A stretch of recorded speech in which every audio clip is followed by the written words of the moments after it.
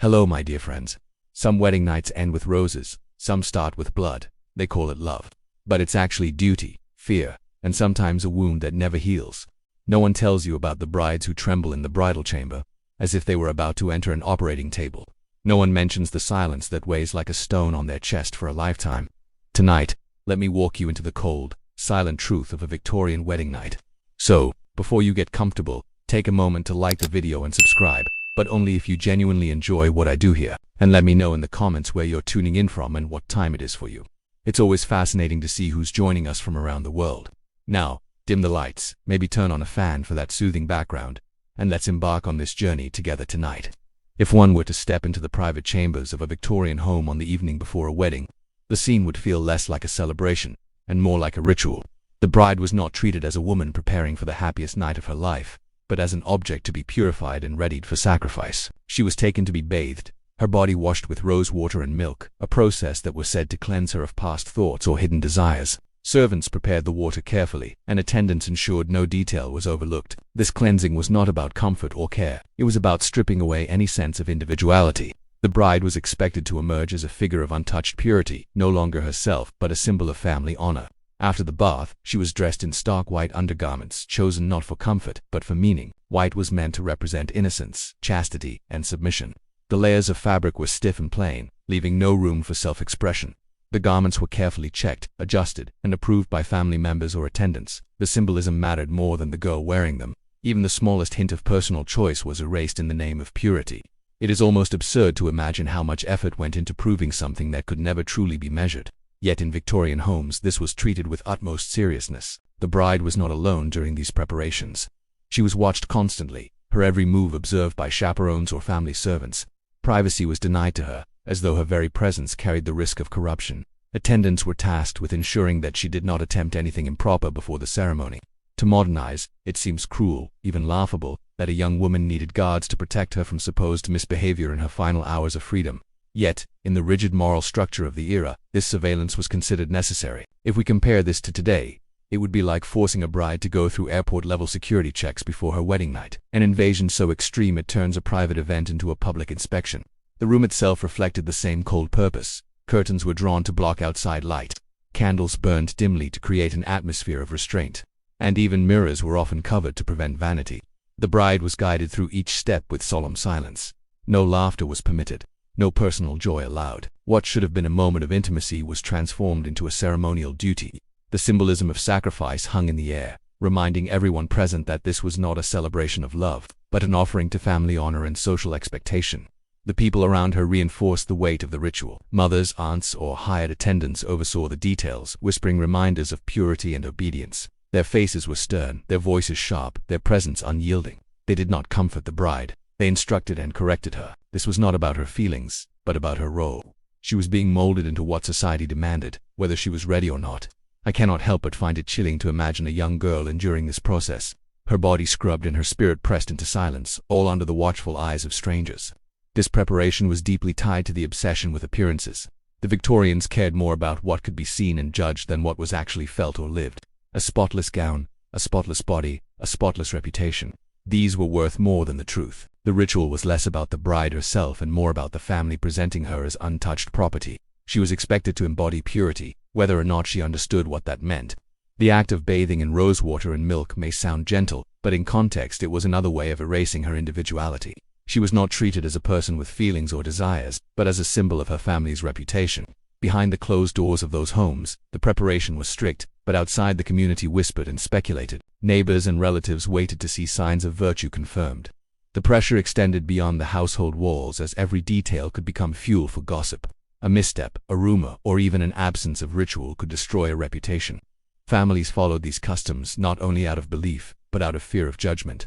The weight of society's gaze reached into the most private corners of life, shaping even the way a young bride was bathed and dressed for her wedding night. The symbolism of sacrifice made itself clear in the atmosphere. Everything about the process suggested that something was being offered up. The bride was placed in a role she could not refuse, her body and her identity stripped away for the sake of tradition. The repetition of these rituals reinforced the idea that she belonged not to herself but to her family and soon to her husband. The purity was not hers to hold. It was theirs to display. To the Victorians, this was not cruelty, but duty. a practice woven so tightly into their moral code that no one questioned it openly. To question it was to question the order of society itself. The cruelty lay not only in the act, but in its acceptance. Girls were told this was normal, mothers repeated the same rituals they had endured, and servants carried them out without hesitation. It was a cycle of obedience passed down from one generation to the next. Even those who may have doubted kept silent, for silence was safer than defiance. The Victorian bride entered her wedding night without knowledge of what intimacy meant. Families raised their daughters to be silent, obedient, and pure. And in their world, purity was defined by ignorance. Schools never addressed the subject. Churches warned against even the thought of desire, and mothers avoided direct conversation. A girl might know how to cook, clean, and recite prayers, but she was not permitted to understand the changes of her own body. This silence was called protection, yet it left her defenseless. In many homes, the first time a young woman even heard the word associated with sex was in hushed tones, traded among servants or whispered by curious friends. The information was fragmentary, often more frightening than helpful. Without context, rumors turned into terrifying beliefs. Some thought that the act could split a body apart, leaving wounds that would never heal. Others feared bleeding to death because no one explained the difference between myth and reality. A wedding night, instead of being a step into adulthood, became a plunge into terror. It is almost laughable that a culture so obsessed with discipline thought ignorance was safer than truth. Yet this was the accepted norm. The fear shaped everything about the night. A bride might walk into her chamber convinced she would not survive until morning. She was not encouraged to speak of these worries, for asking questions was seen as immodest. If she dared to raise the subject, she risked being labeled corrupt. Families prized silence as proof of virtue, so silence was all she had. If we compare this to modern life, it would be like sending someone into surgery without telling them what an operation is, demanding only that they lie still and trust. This ignorance also meant that the natural emotions of a young woman were suppressed. Curiosity about her body was condemned, and any sign of interest in intimacy was branded sinful. The less she knew, the more valuable she was considered. Husbands and families treated her innocence as a possession to be protected until marriage and then to be claimed. That claim left her powerless. The very moment she needed knowledge most was the moment she had none. The result was a night filled with dread. Girls lay in bed with their hands trembling, hearts racing, and minds clouded by panic. Some fainted before anything began. Others endured without understanding what was happening. Husbands rarely offered patience, since silence was often misread as compliance. What should have been explained gently became an ordeal. The lack of education did not protect women from harm, it guaranteed it. I find it painful to imagine a teenager lying rigid on her wedding night, terrified by shadows of rumors, while those around her believed this fear was the sign of her purity. Institutions encouraged the silence. Religious leaders preached that a virtuous woman should not know about such things. Teachers avoided even the mention of reproduction, preferring to let girls remain in ignorance. Medical writers published guides that described women as naturally passive, meant only to submit. These messages reinforced one another until ignorance was not only expected but celebrated. To be uninformed was to be considered respectable, and respectability was worth more than safety. This cultural blindness continued into daily life. A married woman often did not recognize the signs of pregnancy or illness. She could not prepare herself, she could not seek advice, and she could not even describe her own condition clearly. In the first months of marriage, many lived in a fog of confusion and shame. When pain or fear arose, they hid it. To speak openly was to invite suspicion, even among close friends. Silence dominated. Ignorance was a wall that no one dared to climb. The cruelty of this system lay in its deliberate design. Families, churches, and even doctors maintained it on purpose. They believed that knowledge would corrupt and that fear was better than curiosity. The result was a cycle of obedience passed from mother to daughter, where terror was disguised as morality. Girls grew up expecting that the wedding night would be a test of survival, not an act of closeness. Their fear was considered natural, even desirable, as it proved they had not been tainted by knowledge. What was called virtue was in truth vulnerability. The girl who entered her wedding night blind was celebrated as innocent, but in reality she was exposed to danger. The very purity society prized made her easier to control. This contradiction lay at the heart of Victorian morality, a culture that spoke of family honor while sending its daughters unprepared into situations of fear and pain. The silence left scars long after the night itself. Women carried the memory of that terror into their marriages, their pregnancies, and their friendships. It was not easily forgotten. A society that valued appearances over truth created generations of women who endured suffering in silence. The fear that began before the first night did not vanish. It lingered as a reminder of the ignorance forced upon them. The Victorian bride entered her chamber carrying fear instead of knowledge, obeying rules that demanded silence as proof of innocence. Families called it protection, but it was abandonment. In the glow of dim candles, the only certainty she had was dread. The ignorance imposed on her left every bride vulnerable, ensuring that the first night of marriage was shaped by confusion and fear. That fear, however, was only the beginning. Before she could even step fully into the chamber, she would often face another trial, one even more humiliating, where her body itself was examined and judged to prove her worth. The ordeal did not end with silence or fear. For many brides, another humiliation awaited even before the wedding chamber door closed. Families demanded proof that their daughter-in-law was untouched, and this proof had to be visible, measurable, and undeniable. Some relied on traditions involving a white cloth placed beneath the bride on the first night to be shown the following morning to the groom's family. Others took even harsher steps, bringing doctors or midwives to examine the girl's body before the marriage was confirmed. These inspections stripped away dignity, leaving the bride reduced to a body to be measured, a possession to be verified. The white cloth ritual carried deep weight in Victorian homes. After the wedding night, the sheet or handkerchief would be inspected, sometimes in front of relatives. Blood was treated as sacred evidence, the final seal of a family contract. If the cloth remained clean, suspicion grew immediately. It was whispered that the bride was impure, that she had deceived her husband, that her family had traded damaged goods. The cruel irony was that the body does not always bleed. Yet society demanded it as the only valid proof. It is almost ridiculous that a marriage could collapse over a clean sheet. But to Victorians, that cloth mattered more than the truth. Some families did not leave matters to chance.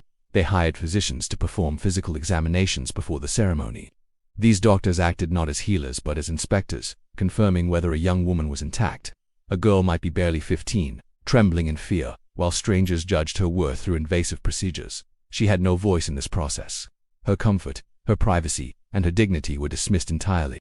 What mattered was the family's honor, and her body became the battlefield where that honor was decided. If we compare this to modern life, it would be like demanding a medical certificate before marriage that declared a woman's virginity, an intrusion so degrading it would spark outrage today. The consequences of failing such a test were devastating. If no blood appeared on the cloth, or if a doctor claimed she was not untouched, the marriage could be cancelled. Families argued, reputations were ruined, and the bride carried the blame. It did not matter if the doctor erred, if the body simply reacted differently, or if the accusation was false. The shame landed squarely on her shoulders. She became the target of suspicion, humiliation, and rejection. In some cases, women were sent back to their parents as though they were defective property. The cruelty of these practices was amplified by their public nature. What should have been private became a matter of gossip and spectacle. Servants whispered, relatives speculated, and neighbors listened for signs of scandal. The bride herself was often the last to speak, and her words carried no weight. She endured in silence as others judged her. This ritual was not about truth, but about control. Families wanted assurance that their alliances were clean, and women's bodies were used to provide that assurance. The pressure to produce blood led some women to desperate measures. They scratched themselves to create wounds or enlisted servants to prepare false evidence. These acts were born not from deceit, but from fear. A clean cloth could destroy an entire life. The expectation of visible proof was so rigid that even mothers in attendance participated in staging it, believing they were saving the girl from ruin. It was not uncommon for blood to be faked with animals or dyes, anything to satisfy the demand. The fact that such measures were needed reveals how unnatural the ritual truly was. I find it disturbing to imagine families celebrating a stained cloth as proof of honor while ignoring the suffering that produced it. These practices reflected the wider Victorian obsession with morality as performance. Purity had to be displayed, not simply lived. Families cared less about the woman's experience and more about the symbols they could present to the world. A cloth with blood, a doctor's approval, a whispered confirmation. These were treated as trophies, signs that the marriage contract was valid.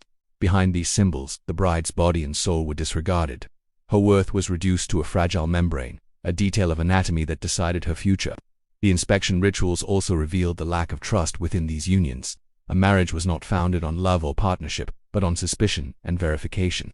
Before a wife could share her life with her husband, she was treated as guilty until proven innocent. This poisoned the foundation of the relationship, placing control and fear above care and intimacy. A girl who had endured such an ordeal could not step into her new role with confidence. She entered already shamed, already doubted, already diminished.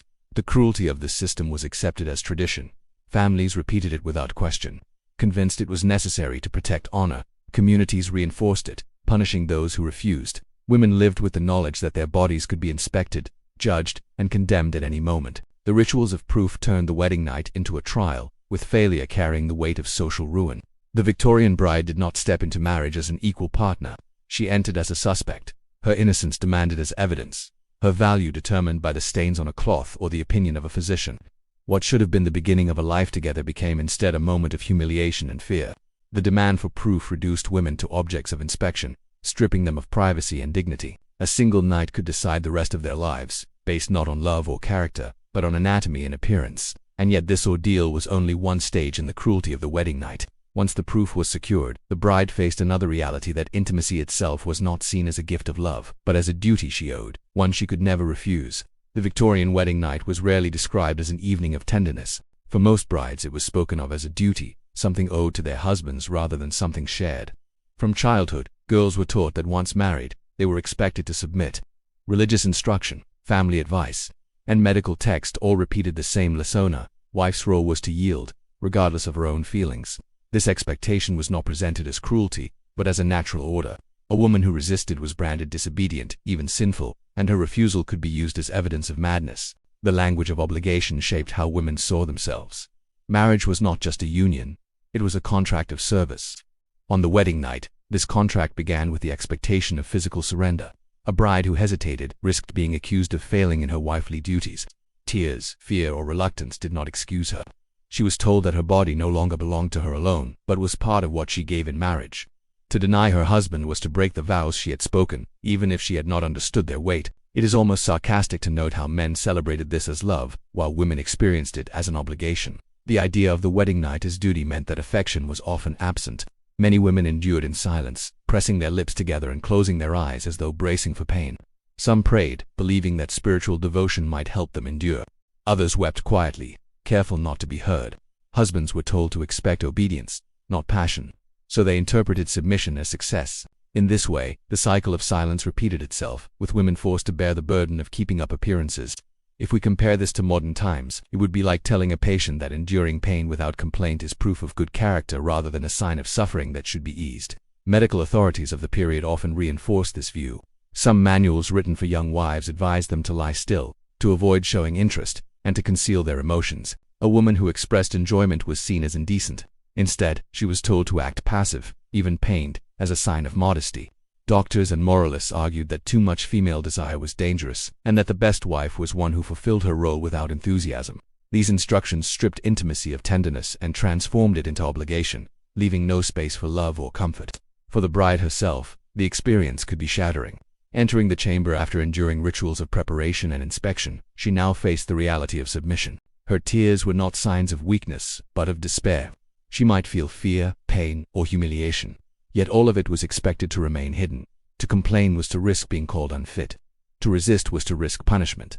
The safest choice was silence, and so silence became the hallmark of the Victorian wedding night. I cannot ignore the cruelty of imagining countless young women forced to endure such moments, stripped of choice, and told to accept suffering as duty. The sense of debt placed on women extended beyond that first night. From the start, marriage was framed not as a partnership, but as service. A bride's role was to sacrifice, to provide, and to endure. The wedding night was simply the first lesson in a lifetime of obligations. Love, desire, or tenderness mattered little compared to the social and religious command to obey. What was framed as moral responsibility was in practice a demand for control.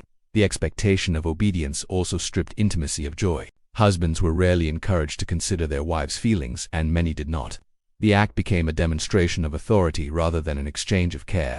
Some men even tested their power through force, confident that society would protect them. Laws confirmed this, as marital rape was not recognized. A wife had no legal right to refuse. Her body was legally bound to her husband, a truth reinforced by every custom and expectation surrounding the marriage bed. This system left women isolated in their suffering. Mothers often advised their daughters to accept whatever came. Friends were discouraged from speaking openly about their experiences, so no network of support could form. Each bride faced the ordeal as though she were the only one enduring it, though countless others shared the same fate. This isolation deepened the sense of despair, convincing many that their unhappiness was their own fault. The cruelty of framing the wedding night as duty rather than joy reflects the broader contradictions of Victorian society. Publicly, the culture celebrated morality, family, and progress. Privately, it allowed suffering to unfold in silence, labeling it obedience. Women's pain was hidden under the language of virtue, and their voices were dismissed as irrelevant. The duty expected of them was not love, but submission, a demand that overshadowed any possibility of tenderness. For many women, the first night of marriage was remembered not as the beginning of companionship, but as the start of endurance. It was the moment they learned that their feelings would always be secondary, that their role was not to be loved, but to serve. In this way, the wedding night shaped not only the start of marriage, but the course of life itself. The Victorian bride faced her husband with tears and trembling, her silence mistaken for consent, her suffering mistaken for virtue. What was celebrated as duty was, in truth, a theft of autonomy. The night marked the beginning of a marriage not built on love, but on power and control. The sense of duty forced upon women turned what could have been closeness into a silent burden. That burden did not end with submission. It deepened with instructions that told brides not even to express emotion. And so, while some wept quietly in their chambers, they were also told to conceal their tears, to lie still, and to act as though their own feelings did not exist. Advice given to Victorian brides on their wedding night was not about comfort, understanding, or closeness. Instead, they were told that the most proper thing to do was to lie still and remain silent. Manuals written by doctors and moralists insisted that any sign of enthusiasm from a woman was a mark of sickness. A wife who appeared to enjoy intimacy was branded immodest, corrupt, or even diseased. To avoid such accusations, young brides were instructed to suppress every natural reaction, no matter how instinctive. Their bodies were to remain motionless, their voices quiet, their faces blank. In this way, intimacy was reduced to endurance, not expression. Guides circulated through middle-class households reinforced this message. They advised wives to act as though intimacy caused them discomfort, even pain. A woman who smiled, sighed, or responded warmly risked being judged as immoral. Instead, she was told that her duty was to display restraint and even aversion. These texts carried authority because they were written by doctors, men of learning whose words were rarely questioned. For a bride who had never been taught about her own body, such instructions became law. The result was that countless women entered marriage believing that to act human was to act sinful. It is almost absurd that doctors could publish entire books teaching women to pretend to suffer. Yet in Victorian society, these were treated as serious medical advice. The expectation of silence and stillness robbed intimacy of its humanity. Husbands were not encouraged to seek connection. They were told to expect compliance. A wife who remained motionless was considered virtuous, while one who responded naturally was condemned. This created a cruel paradox. If she resisted, she was accused of disobedience. If she responded, she was accused of corruption. The only safe path was to erase herself, hiding both body and emotion beneath a mask of stillness. If we compare this to the present, it would be like telling patients that showing pain relief during treatment is shameful and that only grimacing silently proves good character. Some brides followed the advice so literally that their wedding nights became scenes of eerie quiet. A young woman, frightened and uncertain, might lie stiffly in bed, her hands clenched, her eyes staring at the ceiling. She'd been told that to move, to touch, or to express was to risk dishonor.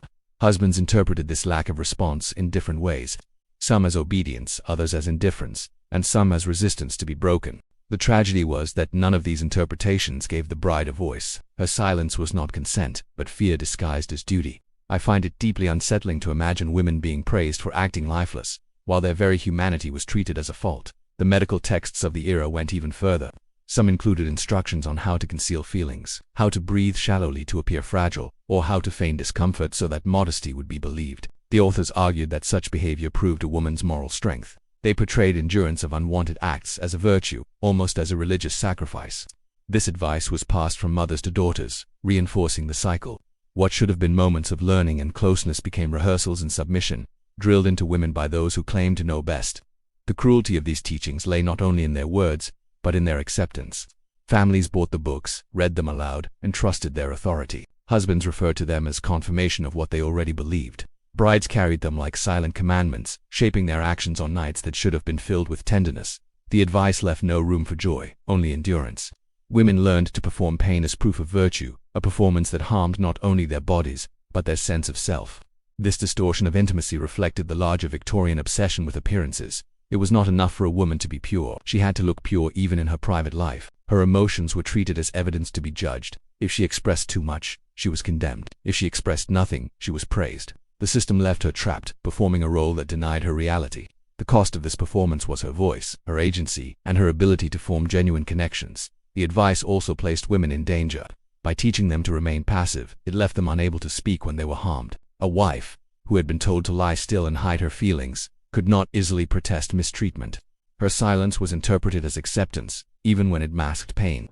In this way, the very instructions meant to ensure modesty became tools that enabled abuse. They created conditions where women were punished for being honest and rewarded for being silent. The expectation of passivity turned countless wedding nights into lonely, alienating experiences. Brides learned quickly that their bodies were not their own, and that their feelings were irrelevant. They entered marriage under a burden of rules that denied their humanity. For many, the first lesson of married life was not love, but suppression. The most personal act was transformed into a stage where women acted out suffering to satisfy society's demands. The Victorian wedding night was shaped by rituals of silence, endurance, and repression. A woman who obeyed these cruel lessons was called virtuous. A woman who resisted was called sinful. Either way, her truth was never considered. She was expected to hide her emotions, her desires, and even her pain, all in the name of modesty. By the time the candlelight dimmed and the house grew quiet, what remained in the chamber was not closeness, but emptiness. The wife had been told that her greatest virtue was to be voiceless, motionless, and expressionless. And yet, beyond the silence of her chamber, another horror lingered. The entire atmosphere of the wedding room itself was crafted to resemble not celebration, but sacrifice, cloaked in dim light and suffocating stillness. The bridal chamber in a Victorian household was not arranged to inspire warmth or tenderness. It was prepared with the gravity of a ceremony, and every detail carried the weight of control.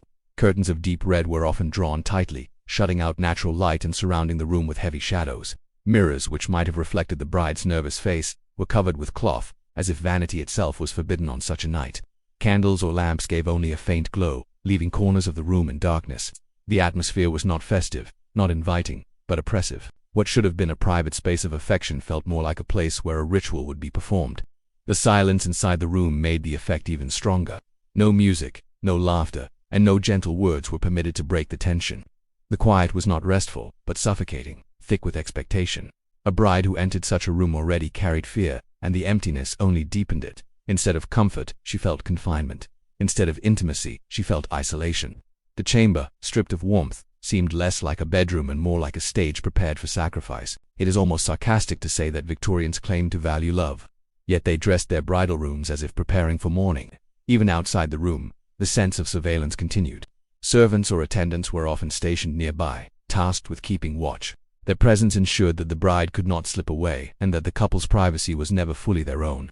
To modern sensibilities, it is difficult to imagine beginning married life under guard, as though the act of union needed witnesses to ensure it occurred. If we compare this to the present, it would be like having security guards outside a hotel room door on a honeymoon night. A level of intrusion so invasive it borders on absurd. The decorations of the chamber were not chosen for beauty, but for symbolism. Heavy drapes suggested solemnity, dim lights suggested restraint, and the covered mirrors suggested denial of self. The very objects in the room reminded the bride of what was expected.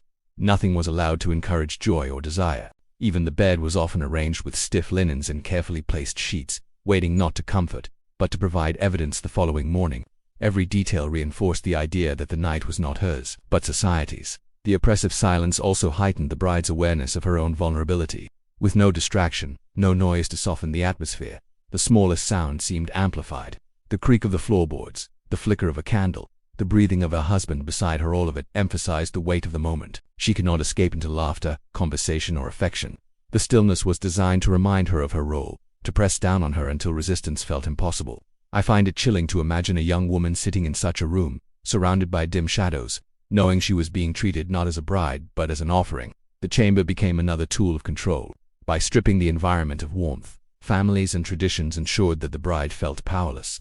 She was not entering a partnership, but a ritual, one where her feelings did not matter. The room itself spoke louder than any words. You're here to fulfill a duty. You cannot refuse, and you will be watched. It was a stage set for obedience, not for love. The presence of servants outside the door added another layer of fear.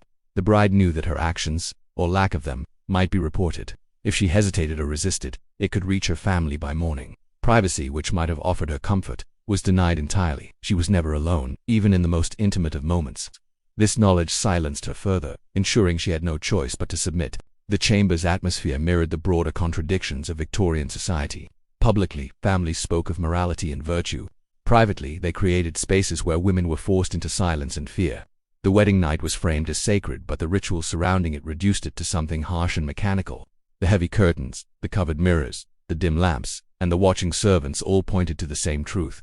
This was not about love, but about control. The Victorian bridal room stripped intimacy of all tenderness. What should have been a place of closeness was instead made into a place of submission. The bride entered not as a partner, but as a figure in a ritual, her every movement restricted by silence and expectation. She was reminded in every shadow and every glance toward the guarded door that she belonged to others more than to herself. The chamber's atmosphere completed the transformation of marriage into duty. Surrounded by silence, shadows, and surveillance, the bride was prepared not for joy, but for obedience. And once this setting had forced her into stillness, Another trial awaited inside the room itself, where the husband was taught to use the night as a test of his power and dominance. The Victorian wedding night did not simply mark the beginning of marriage. For many husbands, it was treated as the moment to establish dominance. The rituals of preparation and silence had already stripped the bride of her independence, and now the husband stepped into a role where power mattered more than affection. In households where authority was the measure of manhood, the first night became a test, not of love, but of control. Husbands believed it was their right to demonstrate ownership, and the body of the bride was the place where this ownership was proved.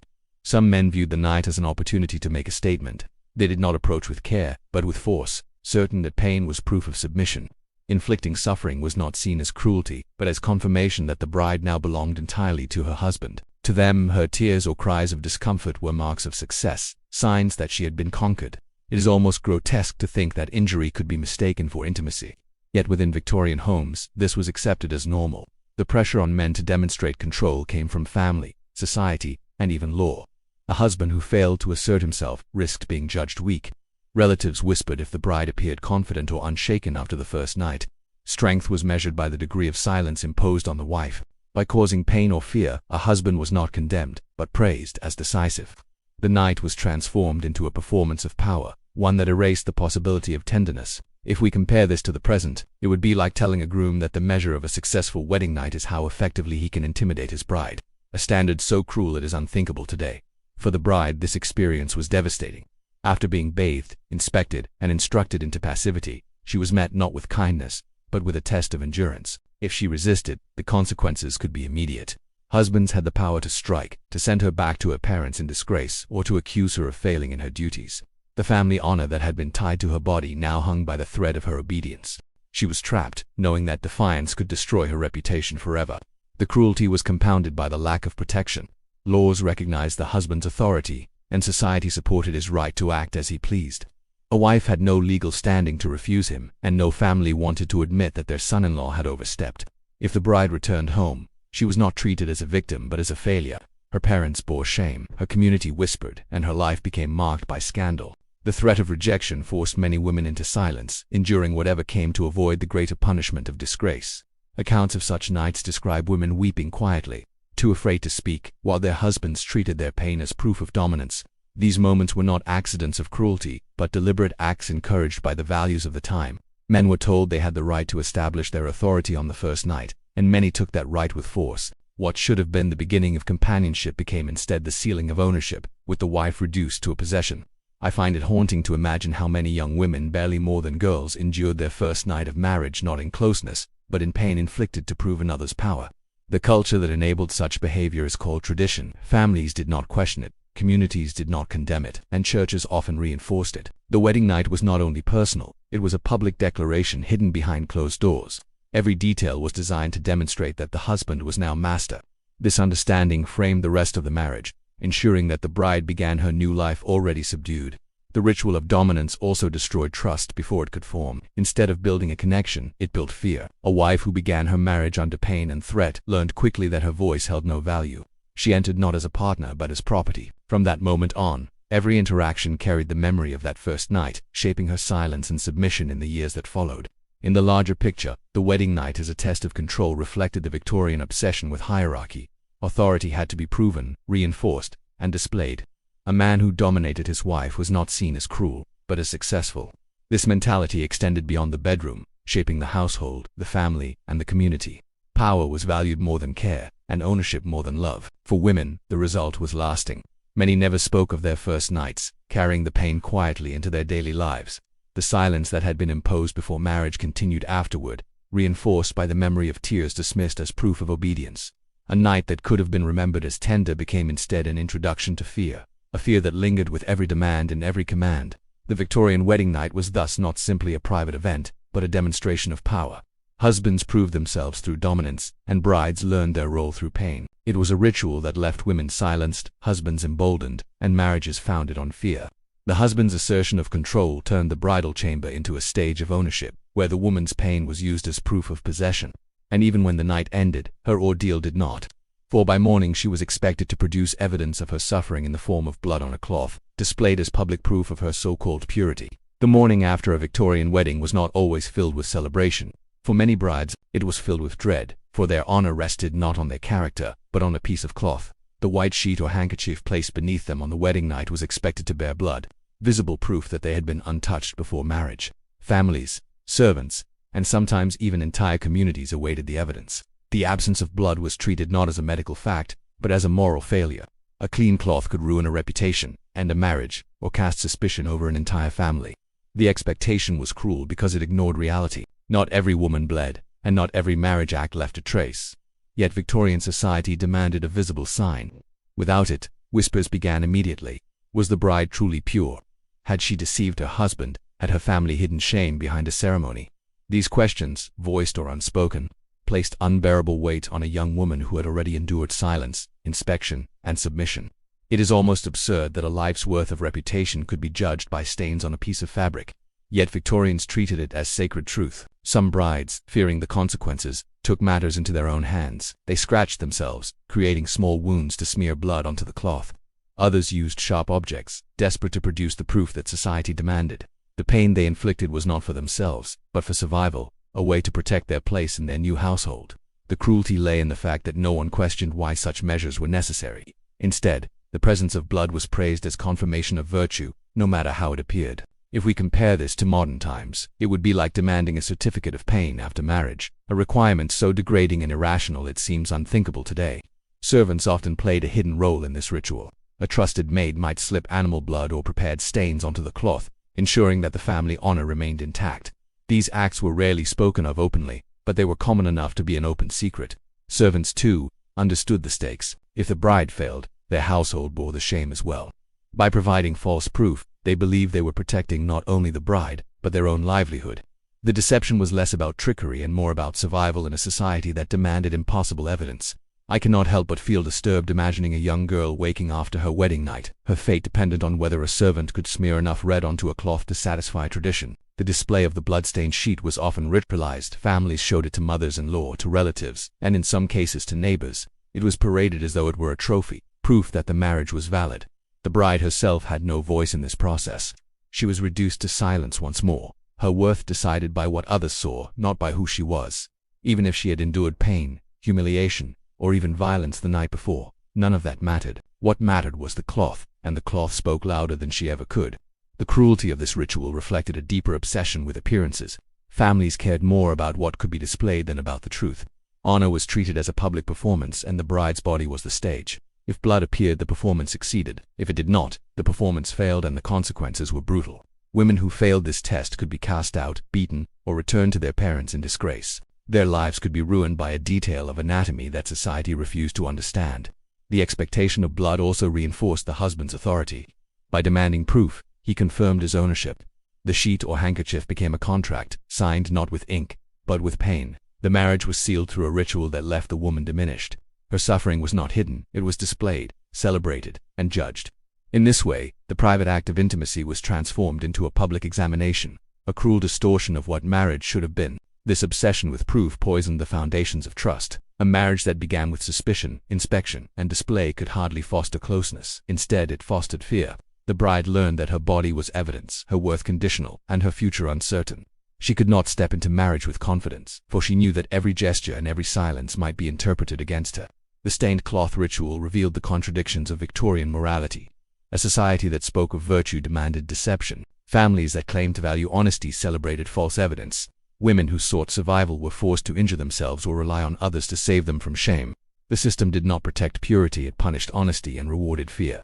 For many women, the memory of that first morning remained vivid long after they remembered the anxiety, the pain, and the relief or despair when the cloth was revealed. It became a symbol not of love but of control, not of union but of judgment. The blood on the sheet was not a natural sign of purity but a manufactured mark of survival. The white cloth meant to sanctify the marriage became instead a symbol of humiliation and fear.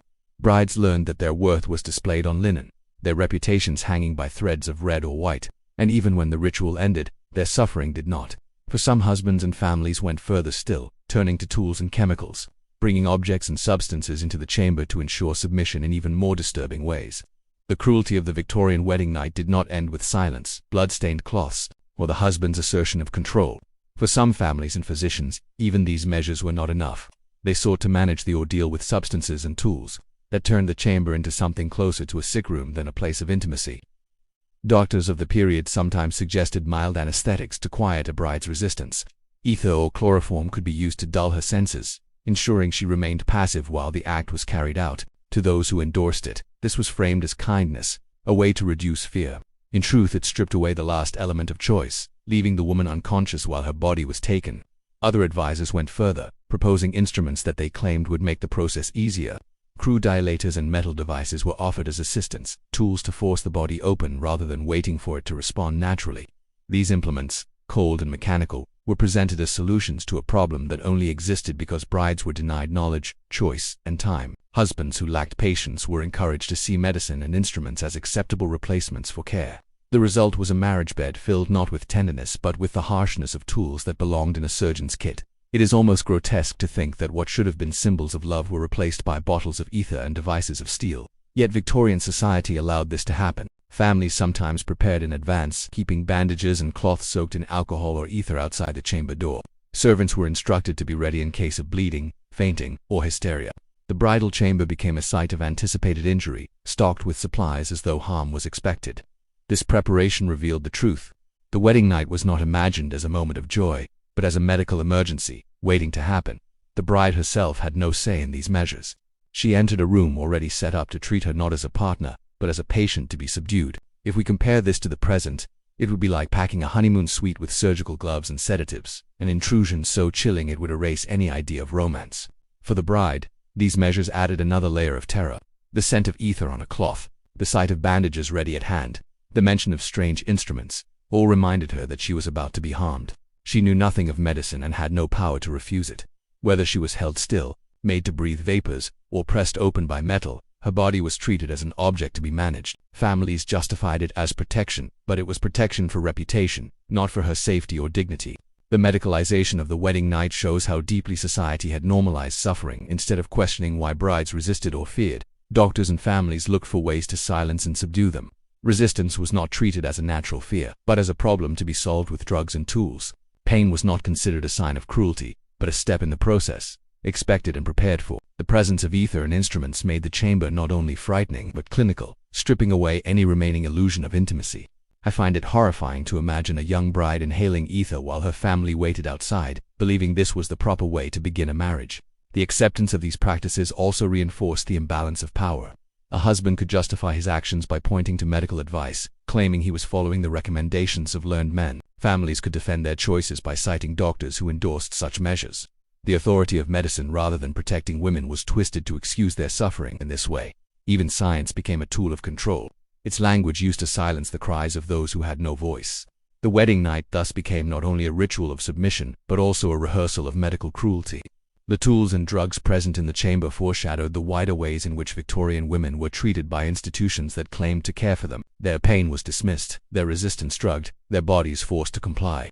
What should have been private and tender was transformed into something invasive and cold. For many women, memories of their wedding night were marked by the scent of chemicals, the sight of bandages, and the knowledge that they had been subdued not by love but by force disguised as medicine. These practices did not protect them. They ensured their silence. The presence of anesthetics, instruments, and prepared supplies turned the first night of marriage into something closer to a procedure than an act of union. It stripped away dignity and choice, leaving women bound by fear and control. And yet the ordeal did not end with these tools. By the following morning, the bride was expected to rise, smile, and face her family as though nothing had happened, even while her body and spirit carried the weight of the night. The morning after the Victorian wedding night was not one of rest or quiet recovery. It was a staged continuation of the ritual, with the bride forced to present herself as cheerful, no matter what she had endured hours before. Eyes still swollen from tears, body aching from fear or injury, she was expected to rise early, dress carefully, and greet her new household with smiles. To falter, to show distress, would invite suspicion. Families demanded that she play the role of the happy wife, and her performance was judged as closely as the stained cloth lying in the chamber behind her. In many homes, the first task of the morning was the inspection of the marriage bed. Sheets were carried out, sometimes in front of relatives, and examined for proof of blood. The results determined the tone of the day. If the cloth bore the expected stains, the bride was praised, her family congratulated, and her honor declared intact. If not, the atmosphere shifted instantly to suspicion, whispers, and even open confrontation. The bride herself had no chance to explain. Her worth was decided in silence by evidence displayed on linen. It is almost ridiculous to think that a young woman's future could hang on what appeared or failed to appear on a bedsheet. yet this was treated as a solemn truth. In some households, this ritual extended into a public celebration. Families arranged breakfast where the success of the night was quietly confirmed. Servants whispered among themselves, relatives exchanged knowing looks, and the bride was paraded as though she had accomplished some noble task. Food was laid out, drinks poured, and congratulations offered for the young woman who had suffered in silence only hours before. The forced smiles were another burden. She could not share her fear, her pain, or her humiliation. She could only sit surrounded by relatives, pretending that joy filled her heart. If we compare this to modern customs, it would be like hosting a brunch the morning after a wedding where guests expect to be shown medical proof of intimacy before raising their glasses, a practice so invasive it seems beyond belief today. The cruelty of this ritual lay in its demand for performance. The bride's suffering was ignored, her emotions erased, and her role reduced to smiling while her private life was displayed. No one asked how she felt. No one offered comfort or care. Instead, she was treated as evidence of a contract fulfilled. Her body and her silence used to reassure the family's reputation. She had been reduced from person to proof, and her ability to endure was celebrated more than her well-being. I find it unsettling to imagine a young woman forced to sit at a breakfast table with trembling hands and a forced smile, while the people around her quietly judged the stains on her sheets. For the bride, the morning after was as humiliating as the night itself. She knew that eyes followed her every movement, searching for signs of weakness or guilt. If she looked too weary, relatives whispered that something was wrong. If she seemed to calm, they suspected deceit. She was trapped in a narrow space where only one performance was acceptable: cheerful submission. Anything else could threaten her standing in the household and her future as a wife. The staged celebration also reinforced the power of the husband. His role was never questioned, his behavior never inspected. The focus rested entirely on the bride, her body, and her blood. The imbalance was clear, yet no one spoke of it. To question the ritual was to question tradition itself. And so it continued, repeated across households as though it was sacred. This cruel custom stripped the wedding morning of tenderness. Instead of sharing private time with her husband, the bride found herself thrust into a performance for her family and community. She was expected to bear her suffering silently, smile on command, and participate in a celebration that mocked her pain. What should have been a moment of privacy became another act of public scrutiny. For many women, the memory of that morning lingered as strongly as the night before. The smell of food, the murmur of relatives, the forced smiles, all of it stayed with them as reminders that their bodies were never truly their own. Marriage had begun not as a partnership but as a display, not as love, but as judgment. The morning ritual confirmed that the wedding night was not an isolated ordeal, but part of a larger cycle of humiliation. From the cloth to the breakfast table, every detail reinforced the message that the bride existed to serve as evidence, not as a person. Her role was to prove, to smile, and to remain silent, no matter what had happened behind closed doors. The forced celebration of the morning after stripped away any illusion of safety or relief. A bride might hope the night's ordeal was over, but daylight only brought fresh humiliation.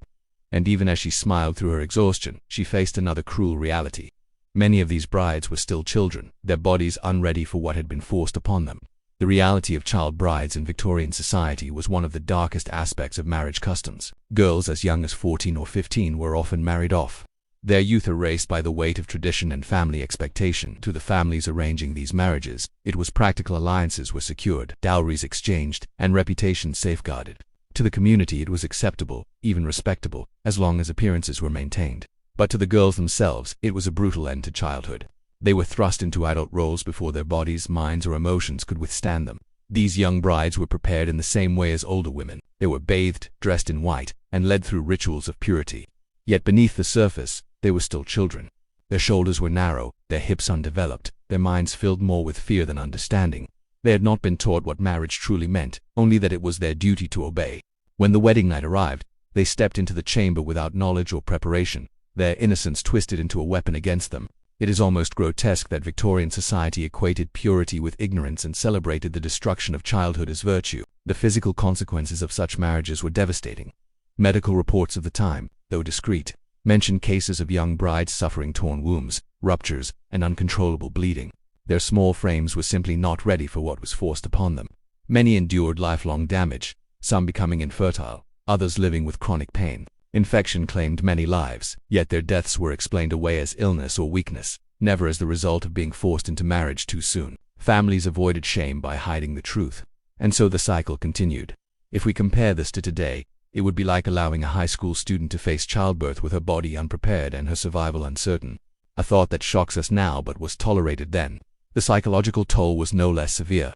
Girls carried into strange homes, expected to serve husbands far older than themselves, often collapsed under the weight of fear. With no understanding of intimacy, they interpreted their wedding nights as violence, and in many cases they were not wrong. Some fainted from terror, others wept until exhaustion overtook them. Instead of comfort, they were met with demands. Their cries were dismissed as immaturity, their terror seen as natural proof of innocence. What society considered desirable was in truth trauma written across their faces. I find it heartbreaking to picture a teenager lying stiff in a bridal chamber, her body trembling while the family outside toasted what they believed was a noble union. Pregnancy was another consequence these girls were forced to bear. Within months of marriage, many were expected to produce children, their bodies still growing, struggled with the strain. Adolescent mothers faced high risks of death during childbirth, and those who survived often carried injuries that marked them for life. Obstetric fistulas, hemorrhage, and permanent weakness were common. Infants born to such young mothers also faced high mortality rates.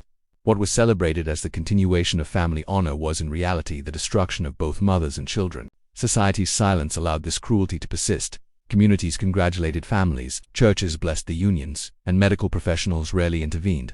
Even when tragedies occurred, blame was directed not at the custom but at fate or at the supposed frailty of the bride.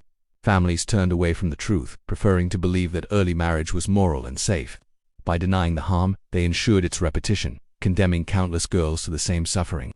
The hypocrisy of the Victorian obsession with innocence is stark. Girls were valued precisely because they were unready, because they had no experience and no voice.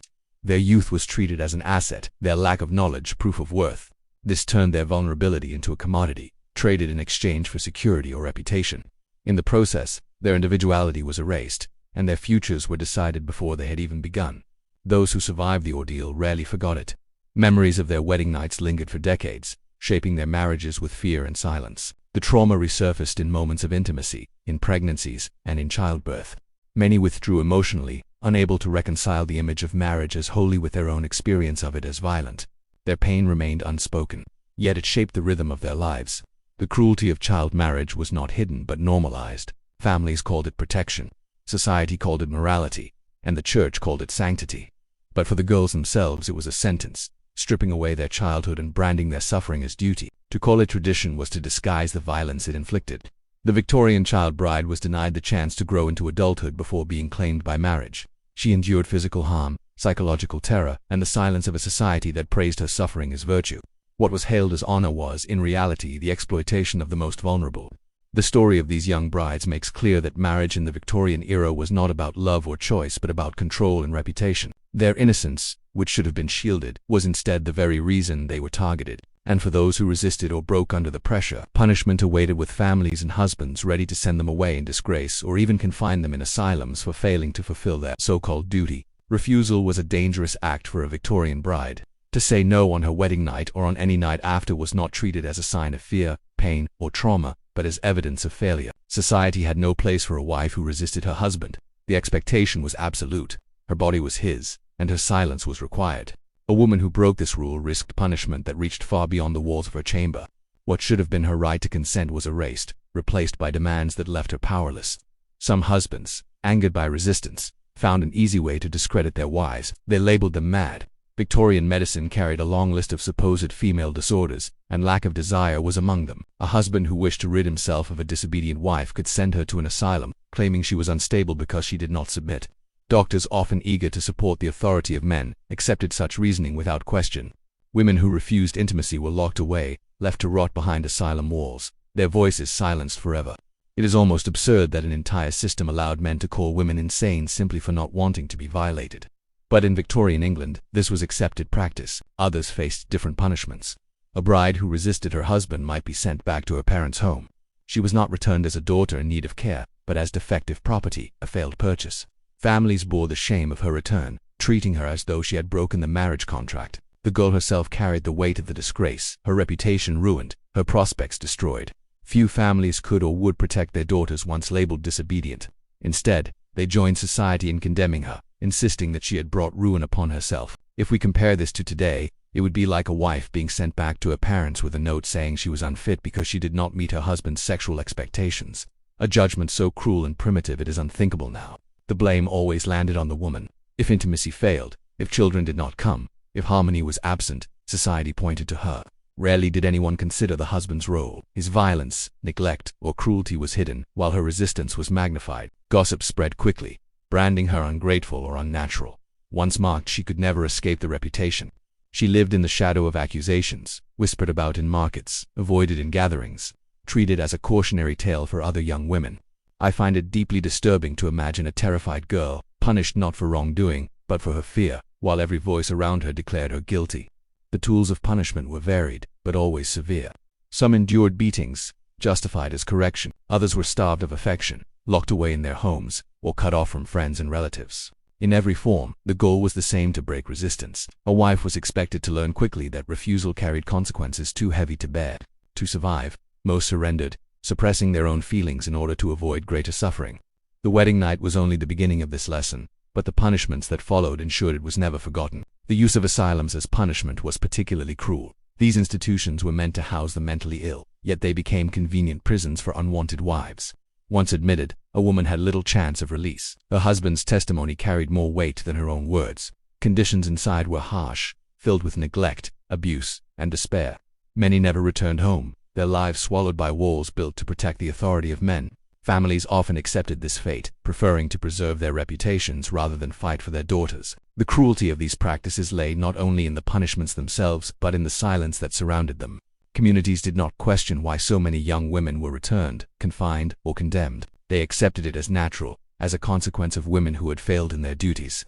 Even mothers who had once been brides themselves often urged their daughters to endure rather than resist, knowing the alternative was ruin. This silence allowed the cycle to continue. Every woman knew the risk of saying no, and so most chose obedience. Their compliance was not a sign of consent, but of fear. Yet society treated it as virtue. In this way, punishment worked not only on those who suffered it directly, but on every woman who heard the stories and adjusted her behavior to avoid the same fate. The story of punishment for refusal shows how marriage was not a union, but a hierarchy built on submission and reinforced by cruelty. Women were given no safe space to speak, no allies to defend them, and no rights to protect them. Their lives were measured by obedience, and any departure from that path was met with harsh correction. For the Victorian bride, the threat of punishment was as present as the wedding vows themselves. To resist was to risk disgrace, confinement, or abandonment. To obey was to survive, even at the cost of her dignity. It was a choice with no real freedom, a decision made under the weight of fear. The truest cruelty was that this system demanded women destroy themselves to avoid destruction. Their silence was mistaken for acceptance, their compliance mistaken for loyalty, and their suffering mistaken for morality. A woman who resisted was punished publicly, but a woman who obeyed was punished privately, forced to live in a role that denied her humanity.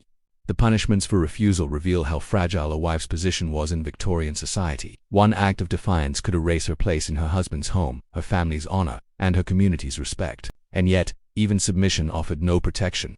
For those who showed too much willingness faced a different kind of condemnation. Accused of indecency and treated with suspicion that haunted them for life. A Victorian bride could not escape judgment no matter what she did. After enduring the silence of her upbringing, the inspection of her body, and the ordeal of the wedding night, she then faced another cruel paradox. If she showed the slightest sign of willingness or ease, she was condemned. A woman who responded to her husband with warmth or acceptance was immediately suspected of experience. Her reputation could be ruined simply because she did not cry enough, resist enough, or remain passive enough. This twisted logic meant that her very survival depended on acting as though she had no human response at all. In many households, the measure of purity was not just the stained cloth, but also the bride's behavior. If she appeared calm or cooperative, whispers began to spread. Did she know more than she should? Had she been touched before marriage? Was she concealing some hidden shame? These questions followed her for years, turning a single night into a lifelong verdict. By then, the visible evidence of her suffering had faded. Bruises softened, tears dried, and she had been coached to smile. The performance of a contented bride could resume, while the truth remained buried inside the chamber walls. The use of confinement revealed how little space women had to speak about their own lives. Even when they were hurt, their injuries were treated as secrets to be hidden, not wrongs to be acknowledged. Their silence was demanded not only by husbands but by entire households determined to maintain appearances. The message was clear. A bride's body belonged to her husband, and her suffering belonged to no one at all. This isolation also reinforced fear. Women who endured it understood that their voices had no value. If they were locked away after the first night, they could be locked away again for any disobedience. The chamber became a symbol of control, reminding them that their place was wherever others decided they should be. To survive, they complied, presenting themselves as willing and content when they were finally allowed out. The hypocrisy of the practice was plain. Victorian society praised the sanctity of marriage while treating brides as fragile objects to be hidden away after they had been broken. Families claimed the confinement was care, but its purpose was concealment. Doctors and servants who participated reinforced the silence, prioritizing respectability over truth. A system that celebrated purity ensured only secrecy for the women themselves. The memory of those days of isolation often lingered more vividly than the wedding ceremony. They remembered the heavy curtains drawn across windows, the footsteps of servants entering silently with trays, the oppressive quiet of a room that was both bedchamber and prison. They remembered the fear of being forgotten, the dread of what might happen next, and the emptiness of being forced to smile once they reappeared. The confinement of brides after their wedding nights shows how deeply Victorian culture relied on appearances. Instead of questioning why women were harmed, it chose to hide them. Instead of listening to their pain, it chose to silence them. The chamber, already filled with medical supplies, now became a place of secrecy, where suffering was erased by time and silence before the bride was shown to the world again. The cycle of silence turned women into prisoners of reputation. Their pain was hidden, their voices dismissed, and their dignity denied. The first days of marriage, which should have been filled with companionship, became instead days of loneliness, confusion, and fear. And when the doors finally opened, they stepped into a life already shaped by silence, knowing that any attempt to resist or to reveal the truth would bring punishment or disgrace. The practice of isolating brides was not protection, but erasure. It concealed wounds, preserved reputations, and reinforced obedience. It ensured that the story told outside the chamber was one of harmony, while the truth was buried within its walls. By confining women after their first night, Victorian society proved that it cared less about their safety than about its own image. The chamber was both sanctuary and prison, a place where women were left to heal in silence, while their families prepared to present them as contented wives. And when at last they were allowed to emerge, another trial awaited them, the cold indifference of husbands who, having claimed ownership, often turned away, leaving their brides to face marriage, not with affection, but with neglect. The first night of marriage was often framed as a moment of union. But for many Victorian brides, it marked the beginning of indifference. Once the ordeal was over, once the cloth was displayed and the ritual satisfied, the husband no longer had to prove his dominance. To him, the matter was settled. The bride was his, claimed and secured. The warmth and ceremony of courtship evaporated almost immediately. What replaced it was coldness, as though the woman had shifted overnight from being an object of desire to a possession tucked away. For many wives, the change was striking. Before marriage, their husbands might have spoken with charm, shown attentiveness, or offered gifts, but after the wedding night, the gestures stopped. The bride, who might have hoped for tenderness after fear, was instead met with distance. She was no longer seen as someone to be won, but as property already obtained. The man turned his attention to other matters, business, social clubs, or even mistresses, while the wife remained at home managing silence. It is almost grotesque that a woman could be celebrated as a treasure one evening and dismissed as furniture the next. This coldness was not accidental. It was supported by the culture of the time. Husbands were encouraged to see themselves as masters of the household, not companions. Once their authority had been asserted, they were free to withdraw. Love was considered unnecessary for marriage. Duty and control were enough. A wife's feelings were rarely considered. If she expressed sadness or disappointment, she was told to be grateful. Her role was to serve, not to expect affection. If we compare this to today, it would be like a partner who spends months courting with devotion only to treat their spouse with indifference the moment a contract is signed, a cruelty so clear it can hardly be imagined. The indifference could be subtle or brutal. Some husbands simply ignored their wives, leaving them isolated in their own homes. Others enforced control through cold commands, reminding their wives daily that they were property. The warmth of attention was replaced by surveillance, with every movement watched but no gesture of care. What had been a promise of shared life turned into a regime of obedience and distance. For the wife, this transformation deepened her despair. After the fear of the wedding night and the isolation that followed, she now faced the reality of lovelessness. She was expected to carry on with smiles, to host dinners, to bear children, all while knowing that she meant little to the man she'd been forced to serve.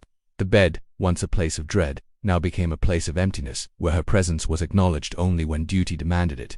I find it haunting to imagine a woman, barely recovered from her ordeal, watching her husband turn away as though she no longer existed. This coldness was often reinforced by family structures. Mothers-in-law praised sons for asserting control, and fathers spoke proudly of household order. Wives who complained were silenced, told that indifference was natural, love was never guaranteed, companionship was never promised. Instead, control and distance were treated as the hallmarks of a proper marriage. In such a system, the bride had no refuge, for both her husband and his family expected her compliance without question. The impact on women was lasting. They learned to bury their emotions, to keep their hopes hidden. They withdrew into themselves, carrying a quiet grief that spread into every aspect of their lives. Some filled their days with child-rearing, others with silent duties. But all carried the memory of that moment when their husband's warmth turned to frost. Their lives became an endurance of neglect, with affection withheld and duty demanded. The hypocrisy of Victorian ideals shone clearly here. Society spoke of women as delicate, cherished, and adored. Yet in practice, it discarded them once they were married. Their value was in their obedience, not in their humanity. The coldness of husbands was not condemned. It was excused, even praised as a sign of strength. Wives who longed for affection were ridiculed as foolish or weak. The system ensured that a woman's yearning for love was treated as an indulgence, while a husband's indifference was treated as virtue. For many women, this coldness set the tone for the rest of their lives.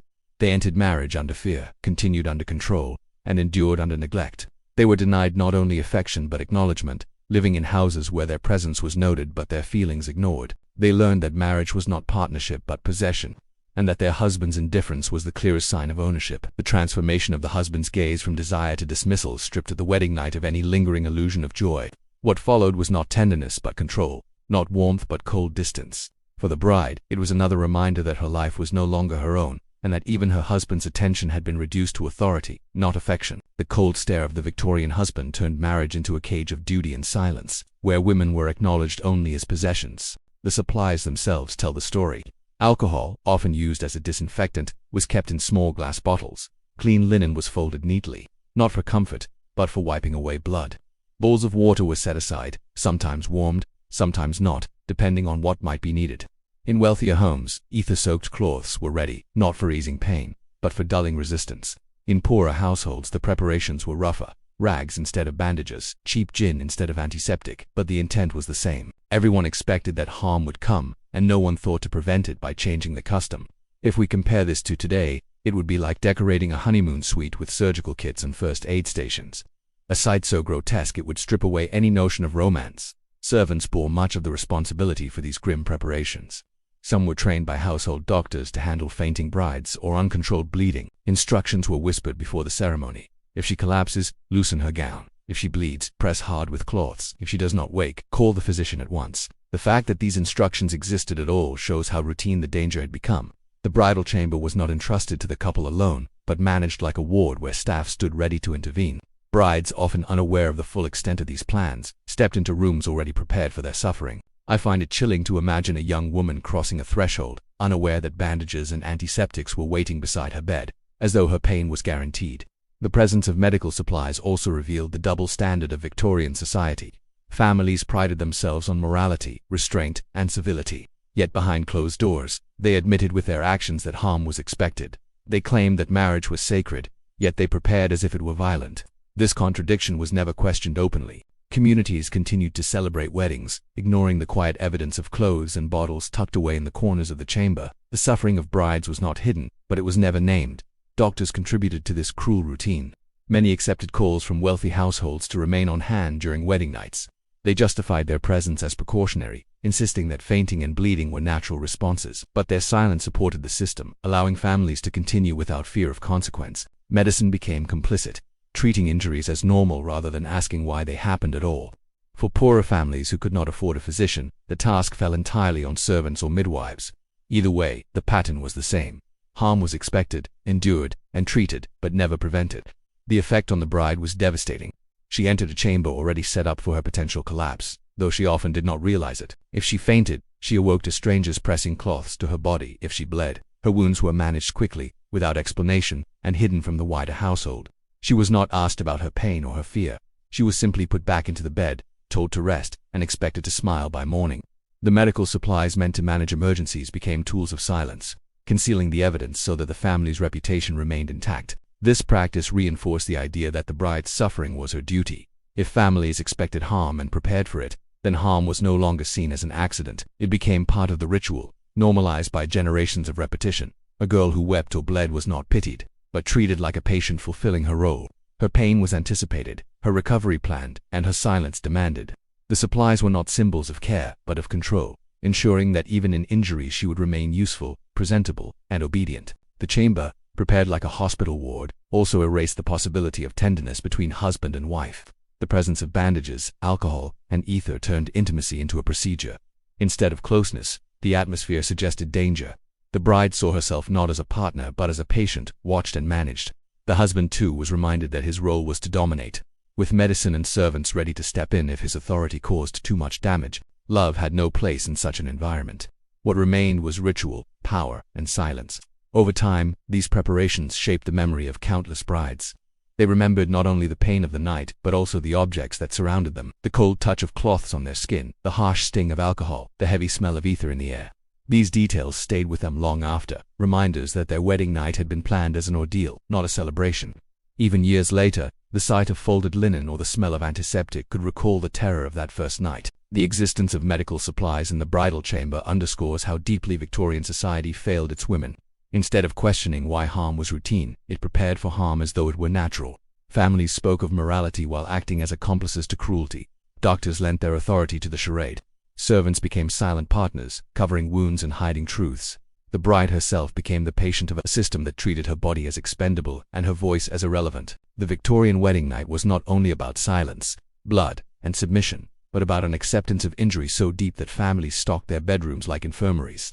This fact alone reveals the heart of the cruelty. Marriage was never designed to protect women, but to control them, even at the cost of their health. The chamber prepared for harm reminds us that violence was not an exception, but an expectation. A bride entered not with hope, but with the weight of inevitability, her suffering already planned for in bottles, cloths, and whispered instructions. And when the door closed and the night passed, she would often find herself sealed further into silence, hidden away in isolation, so that the truth of her ordeal could never be spoken. The morning after the wedding did not always bring relief. For many Victorian brides, the ordeal of the first night was followed by another kind of imprisonment. Instead of being allowed to move freely, they were confined to their rooms for days. Families explained this as rest, claiming the new wife needed quiet to recover from the excitement of marriage. In truth, the confinement was meant to hide her condition, whatever it might be. If she bore wounds, if she fainted, if her tears left her swollen and pale, no one outside the household was meant to see it. The chamber became not only a site of violence, but a cage to contain its evidence. The practice of seclusion varied, but its intent was always the same. Some brides were locked away for a single day, others for several. Servants carried food in silence, avoiding eye contact, and family members discouraged visits. The bride remained inside, sometimes with her husband, sometimes entirely alone. She could not walk in the garden, she could not speak with friends, and she could not share her experience. This silence was enforced as part of propriety, but its true function was concealment. It is almost grotesque that a young woman, bruised and frightened, was forced to remain hidden so that her family's reputation could appear spotless. Inside the room, her condition was carefully managed. If she bled, servants cleaned her linens discreetly. If she fainted, smelling salts or spirits revived her. If her body was too injured to rise, she was told to remain still until she appeared presentable. The explanation given to visitors was simple. The bride was resting, as any good bride should. Behind this excuse, her suffering was masked. Families believed that to reveal the truth would invite scandal, so they built walls of silence around her, keeping her away from sympathetic eyes. If we compare this to modern customs, it would be like forcing a newlywed woman to remain locked in her hotel room for days not to recover, but to keep anyone from noticing she had been harmed. The emotional toll of such confinement was profound. After enduring fear and injury, a bride needed comfort and companionship. Instead, she was given isolation. Her thoughts turned inward, her tears hidden, her body left to heal in darkness. Some wept until exhaustion overcame them. Others stared blankly at the walls, numbed by despair. They learned quickly that their feelings could not be spoken, that their pain had to be endured in silence. The confinement was not rest, but another lesson. What happened in the marriage bed was never to be shared. I find it deeply unsettling to imagine a young bride lying in a darkened room, aching and alone, while the world outside celebrated her marriage. The seclusion also served to control the narrative. When she finally emerged, pale and subdued, her demeanor was interpreted as modesty. Relatives praised her for her quietness, never realizing or never admitting that it was the product of enforced isolation. A woman could be bound forever by how she moved her hands, the way she breathed, or whether she let a smile slip. It is almost absurd that an entire lifetime's reputation could rest on how convincingly a bride performed ignorance in her own bed. Mothers often warned their daughters about this before the wedding night. They told them to stay still, to look frightened, to even cry if necessary. A bride who acted as though intimacy caused her pain was praised as virtuous. A bride who appeared comfortable risked disgrace. The instructions were clear. Do not enjoy, do not express, do not reveal. Every sign of humanity was dangerous. If we compare this to modern standards, it would be like punishing someone for showing appreciation during a meal and praising them only if they sat in silence, pretending not to taste anything. The cruel irony was that many husbands themselves encouraged passivity. A wife who was too willing was seen not as loving but as suspicious. Male authority thrived on the belief that women were naturally resistant. If that resistance was missing, men doubted their wives' purity. As a result, women found themselves in a trap. To resist too much risked punishment for disobedience. To respond to eagerly risked suspicion of impurity. Only silence and passivity offered safety, and even that safety was fragile. This double standard followed women into their married lives. A bride who had once been accused of indecency carried that stigma for years. Every pregnancy, every child, every social interaction was overshadowed by the memory of her first night. Neighbors whispered, relatives judged, and a husband never fully trusted. The belief that a woman could reveal too much on her wedding night poisoned the rest of her marriage, turning normal expressions of affection into sources of suspicion. I find it unsettling to imagine a bride forced to pretend to be afraid of her own husband, knowing that if she showed a single spark of warmth, she might be condemned as corrupt. The lesson taught to women was clear. Their bodies were not their own, their emotions not safe to display. To survive, they had to erase themselves. The cruel paradox of too little means disobedient, too much means impure left them with no path to acceptance except through passivity. Victorian ideals praised the image of the fragile, reluctant bride, silent and submissive. Anything else, even signs of love, was twisted into evidence against her. This constant scrutiny stripped intimacy of any possibility of joy. It turned the wedding night into a performance judged by family, community, and society, with the bride carrying the heaviest burden. The weight of expectation crushed her, ensuring that she entered not as a partner, but as an actress forced to play a role. The performance did not end that night. It extended through her marriage, shaping how she behaved, how she spoke, and how she lived. The judgment of brides for showing too much revealed the contradictions of Victorian morality. Society demanded purity but distrusted joy. It praised passivity but punished resistance.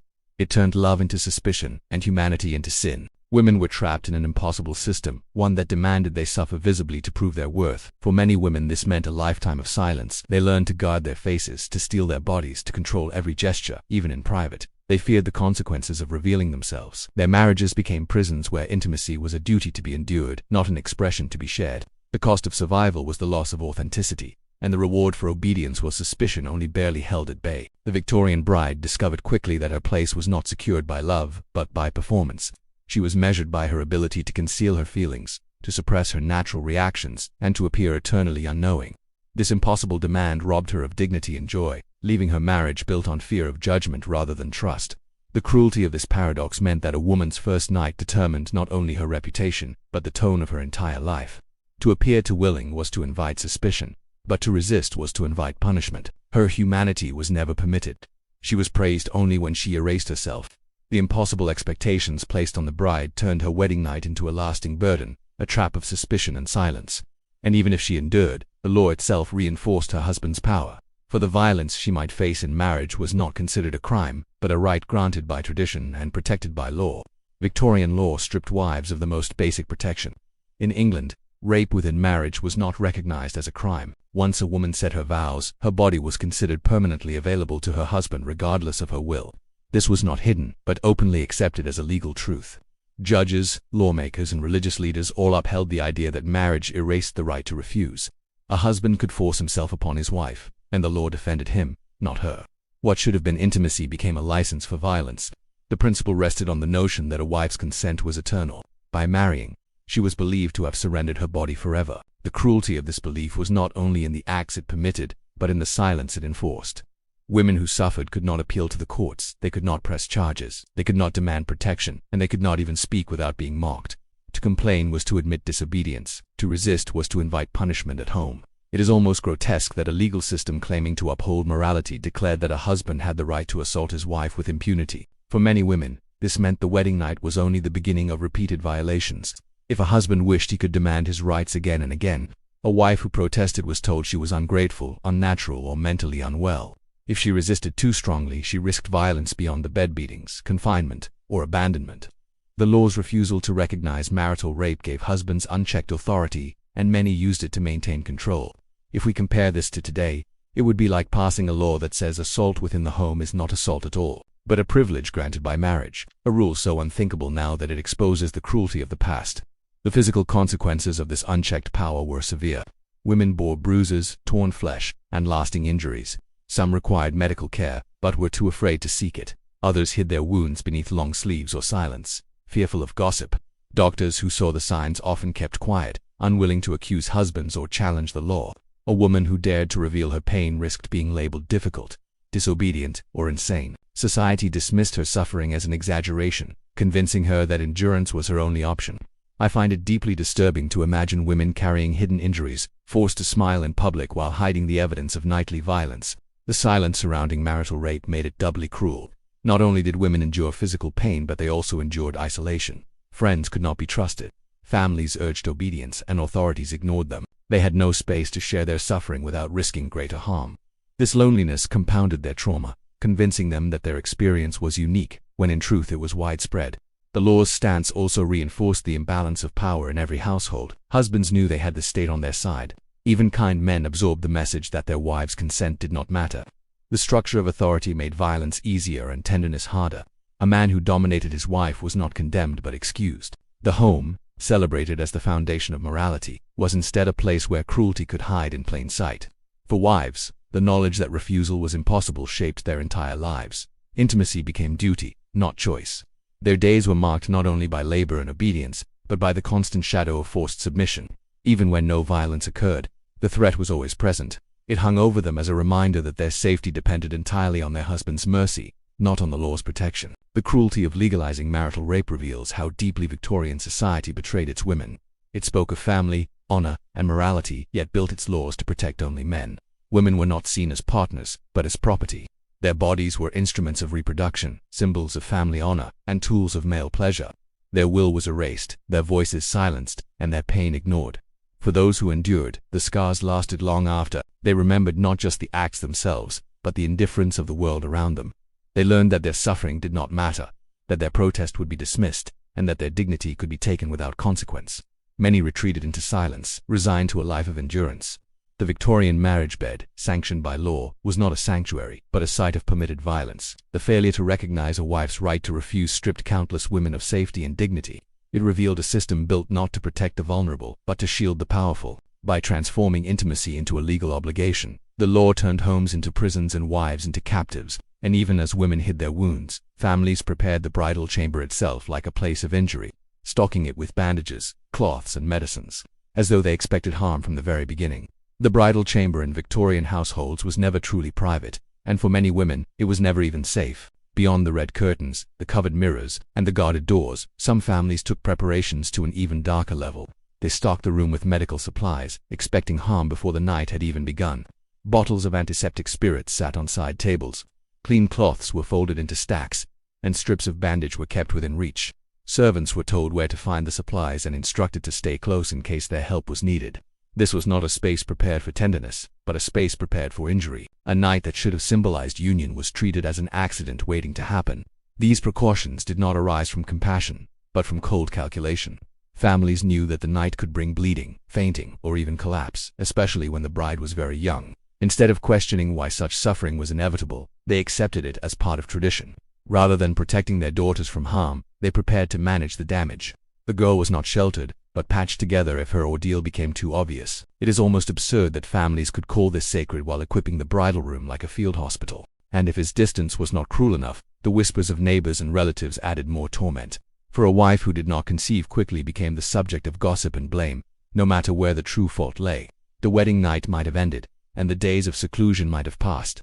But for many Victorian wives, the true ordeal began later when months went by without the sign of a child.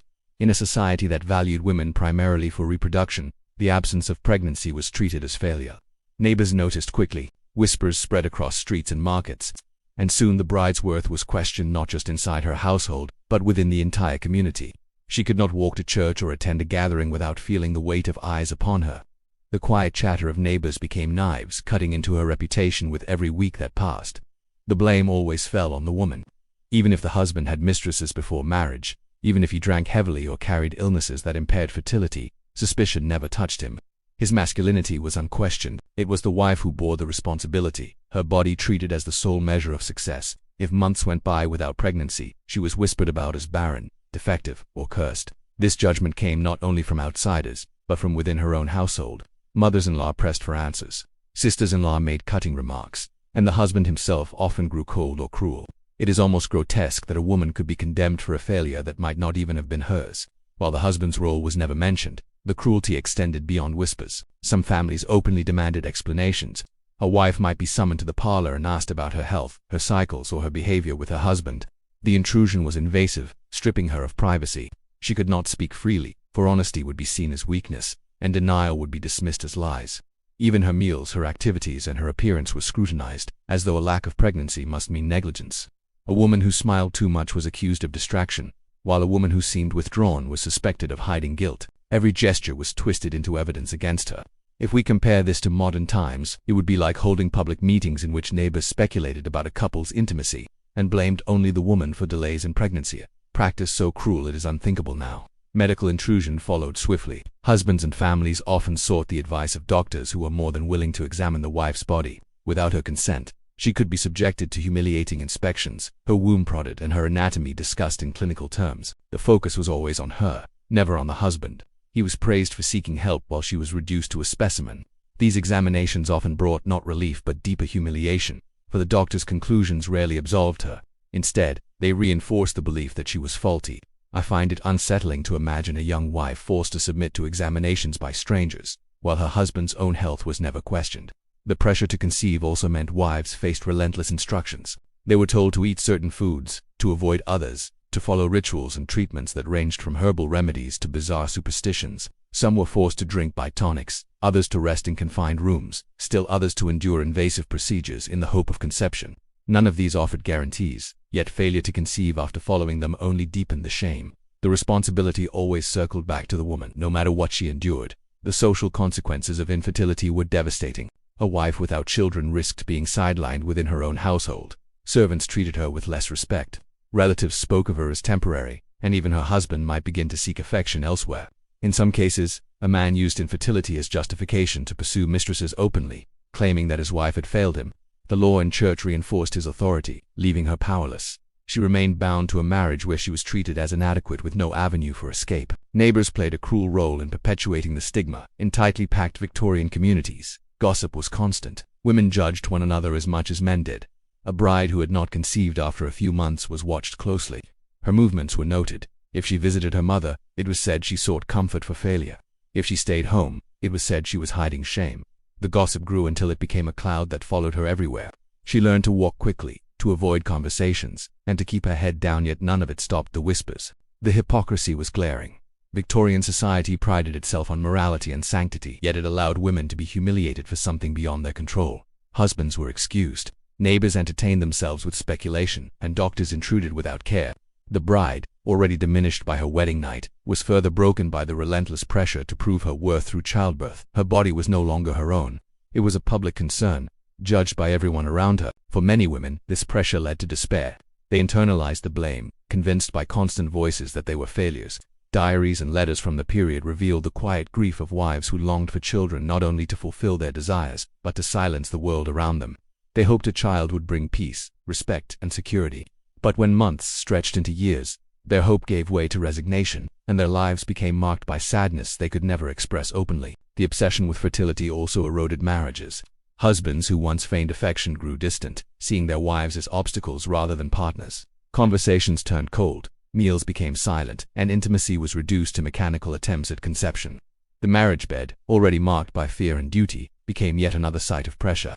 A wife who could not conceive faced rejection, not only from her husband, but from the very foundation of her social world. The tragedy of the system was its blindness. It punished women who may have been entirely healthy while ignoring men who might have been infertile. It created misery for families that might otherwise have found happiness in companionship. It destroyed trust, dignity, and hope, all for the sake of appearances.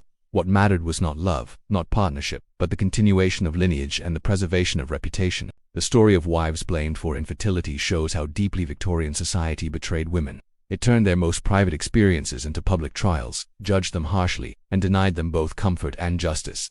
The whispers of neighbors, the pressure of families, and the authority of doctors combined into a chorus that silenced them completely. The absence of a child became a sentence, branding women as defective and unworthy. Their bodies were inspected, their reputations ruined, and their marriages poisoned by suspicion. And even when injuries from the wedding night were the true cause, no one admitted it. The woman was still blamed, her pain hidden, her future darkened by a cruelty she could not escape. The silence of these wives was not only forced but strategic. To speak was to invite ruin. To endure was to survive. They carried their grief privately, sometimes for decades. while the world around them judged them for a failure that was never theirs. In the end, the judgment of infertility shows how fragile a wife's standing was. Her dignity could be destroyed not only by what happened in the bridal chamber, but by what failed to happen afterward. And even if she survived the whispers of infertility, she might soon face a more immediate ordeal. For many brides left their wedding nights so wounded that they were forced to seek medical help, even though such help came with more humiliation and secrecy. For some Victorian brides, the wedding night did not end with whispers or judgment, but with a medical crisis. The ordeal left them so badly injured that they required immediate attention. Torn flesh, uncontrolled bleeding, and fainting from blood loss were not rare.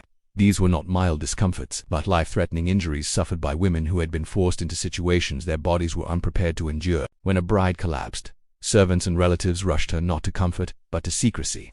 Doctors were summoned quietly, often under the cover of night, and instructed to treat the young woman without drawing attention.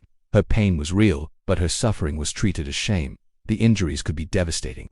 A torn vaginal wall, heavy bleeding, and shock left many women unable to move or even stay conscious. Some awoke to find strangers pressing cloths to their bodies, applying strong-smelling spirits to their faces, or stitching wounds without proper anesthetic. Yet even in these moments, their dignity was denied. The focus was never on their pain, only on preserving the family's reputation. Husbands paced angrily. Mothers-in-law demanded silence. The doctors themselves often reminded the bride that she must recover quickly to resume her duties. It is almost grotesque that a woman could be stitched and bandaged like an object, then told her only purpose was to return to serving her husband. Doctors who were called and treated these cases with clinical detachment. They did not question why so many young wives arrived broken after their first nights. Instead, they reinforced the norms of the time. They wrote discreet notes, spoke of female delicacy, and offered treatments that prioritized function over well-being. A woman's injuries were not seen as assaults, but as unfortunate mishaps, the natural outcome of duty. Follow-up visits were framed not as opportunities to heal her fully, but as ways to ensure she could resume intimacy. If we compare this to today, it would be like a patient being discharged from emergency care, not with instructions for recovery, but with advice on how to perform better for her abuser. A reality so cruel it defies comprehension. The secrecy surrounding these medical visits was suffocating. Families demanded that no word escape the house. Servants who assisted were sworn to silence, and doctors were often paid extra to ensure discretion. The excuse was family honor, but in truth it was fear of scandal. A bride whose injuries became known might shame not only herself, with her entire household. Better to hide her condition, even if it meant ignoring her suffering. She was treated less as a patient and more as a problem to be managed quietly. I find it chilling to imagine a girl barely conscious, hearing her relatives whispering not about her pain, but about whether the neighbors might find out. The treatments themselves could be brutal. Without modern anesthesia, stitching was often performed while the woman was awake, held down by servants or relatives. The pain was immense, yet her cries were dismissed as weakness. Doctors applied harsh antiseptics that burned the wounds, poured spirits to stop bleeding, and wrapped her in bandages that restricted movement. Recovery was slow, but rest was rarely permitted. Families pressured her to rise quickly, to smile, and to return to her husband's bed. Healing was not measured by her comfort, but by her ability to fulfill her role. The long-term consequences were severe. Some women developed chronic infections or internal scarring. Others lived with constant pain, their health permanently compromised. Infertility was another outcome, stripping them of the one quality society demanded most. These women carried their injuries into the rest of their lives, reminders of a night that had been treated not as violence, but as obligation.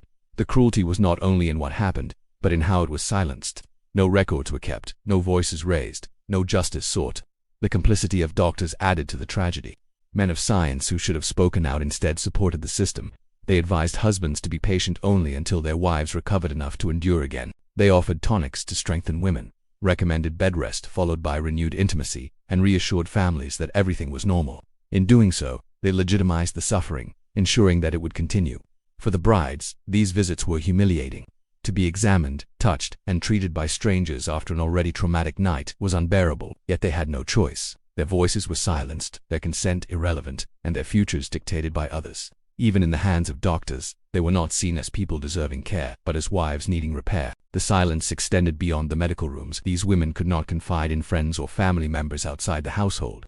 They could not write openly in diaries for fear their words might be discovered. Their suffering remained locked within them, invisible to the world. And so the cycle repeated, each bride believing she was alone in her pain, when in reality countless others endured the same. This hidden medical crisis reveals the extent of Victorian cruelty. Women's injuries were expected, treated in secrecy, and dismissed as unimportant beyond their impact on family reputation. Their pain was never the center of concern. Their role as obedient wives was enforced by forcing them into silence and treating their wounds only enough to resume duty. Society ensured that their suffering remained invisible. The story of these medical visits is not one of healing, but of betrayal. Betrayal by families who valued honor over health, by husbands who demanded obedience over compassion, and by doctors who reinforced cruelty with the language of science. For the brides, it was another reminder that their lives did not belong to them. Their bodies were tools to be managed, repaired, and used. The ordeal of being sent to doctors after the wedding night shows how marriage was less about union than about survival. Women learned quickly that their voices carried no weight, that their pain was never enough to change anything, and that even medicine itself was another instrument of control. And while some women returned home stitched and bandaged, others found that the duty was far from over. For the demands of their husbands continued without pause, night after night, with no chance to refuse and no right to say no. For a Victorian bride, the ordeal of the wedding night was not the end of her suffering. Once she'd submitted, once her body had been claimed, she discovered that refusal was no longer possible. What began as terror on the first night quickly hardened into routine, a duty demanded again and again. Husbands framed intimacy not as an act of affection but as a wife's ongoing responsibility. If she hesitated, if she declined, she was accused of being disobedient or ungrateful. The expectation was relentless, leaving her no space to recover, no right to say no, and no refuge from her husband's demands. The repetition made the cruelty sharper. A woman might gather strength after her first night, hoping for reprieve, only to find her ordeal repeated the next evening and the one after that. To the husband, there was no need to ask. Her consent was assumed permanently. To the wife, this became a cycle of fear and exhaustion. Her body, still healing, was pushed into constant submission. Pain became a companion, and dread lingered over every evening. It is almost grotesque that society calls this marriage while treating a wife's body as endlessly available, stripped of rest, choice, or dignity. Excuses became the only weapon left to women. Some feigned illness, claiming headaches, weakness, or fragile health. Others sought refuge in the advice of doctors, hoping for instructions that might shield them temporarily. Yet even these excuses were thin. Husbands grew impatient. Families questioned their sincerity, and the cycle resumed. The fragile barriers women built to protect themselves were easily broken by authority and expectation. If we compare this to today, it would be like an employee forced to work through injury, told that refusal was betrayal, and punished for resting. A cruelty obvious in labor, yet invisible in marriage. The psychological weight of this repetition was immense. Women began to detach from their own bodies, treating them as objects that no longer belonged to them. They learned to endure in silence, focusing on survival rather than resistance. Intimacy became mechanical, stripped of tenderness, a ritual of control rather than connection. Their voices faded, replaced by quiet compliance.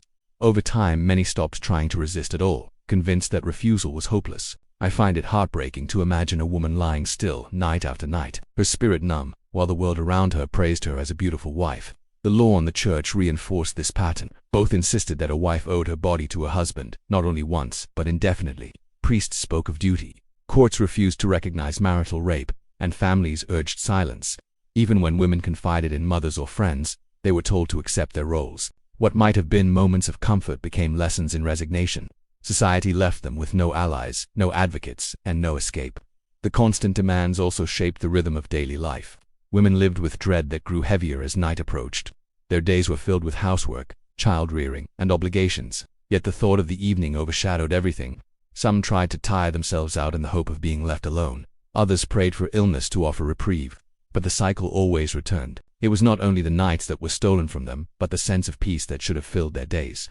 Over time, the endless demands left scars. Women grew weary, not just in body, but in spirit. They became withdrawn, detached from their husbands, and often from life itself. Their laughter faded, their health declined, and their hope diminished. Some fell into despair, while others hardened into silence, so complete it became another kind of survival. The repetition was not only an assault on their bodies, but an eraser of their humanity. The cruelty of this expectation lay in its invisibility. To outsiders, the marriage seemed ordinary. Neighbors saw wives managing households, raising children, and appearing beautiful. Behind closed doors, however, women endured a cycle that left no marks the world would acknowledge. Their suffering was hidden by silence, masked by obedience, and excused as tradition. This invisibility allowed the system to continue, unchallenged and unquestioned. The repetition of forced intimacy also revealed the imbalance of Victorian marriage. Husbands were free to seek pleasure when they wished, while wives were bound to endure whenever commanded. The lack of symmetry was profound, yet it was treated as natural. A husband's desires were considered needs. A wife's pain was considered weakness. The roles were fixed, and any attempt to break them brought condemnation. For the women themselves, the The cycle became both nightmare and routine. They carried the knowledge that their refusal meant punishment, that their pain meant nothing, and that their silence was demanded. Their only defense was endurance, and even that offered little relief. What should have been moments of love were transformed into nights of obligation, repeated endlessly until the distinction between intimacy and violation disappeared entirely. The Victorian bride learned quickly that her voice had no power, and her body no autonomy. She was expected to comply not once but always, her suffering erased by the language of duty. The cycle of repetition was not only accepted but celebrated as proof of a strong marriage, while the woman trapped within it faded into silence. The truth of this cycle strips away any illusion of romance from Victorian marriage. What remained was duty demanded without pause, repetition without tenderness, and suffering without acknowledgement. For the bride who endured it, the nights blurred into one another, each one a reminder that her life was no longer her own. And even as she endured this relentless routine, her value was judged not by her pain, but by whether she produced children quickly. For fertility became the next measure of her worth, sealing her fate in the eyes of her husband and his family. A Victorian bride's worth did not rest on her feelings, her skills, or even her ability to manage a household. It was judged almost entirely by whether she could conceive a child quickly after marriage. Pregnancy was treated as proof of success, a visible confirmation that the union was fruitful and that the family line would continue. If the bride showed signs of pregnancy within the first months, she was celebrated, praised as a blessing to the household, and treated as though she had brought fortune into the family. But if her womb remained empty, suspicion and disappointment followed swiftly, erasing any affection she might once have been shown. For those who conceived quickly, the praise was loud, but shallow. They were called lucky, virtuous, even saintly. But the praise was not for them as people. It was for their bodies and what they produced. Their identities dissolved into motherhood before they had even found their place in the household.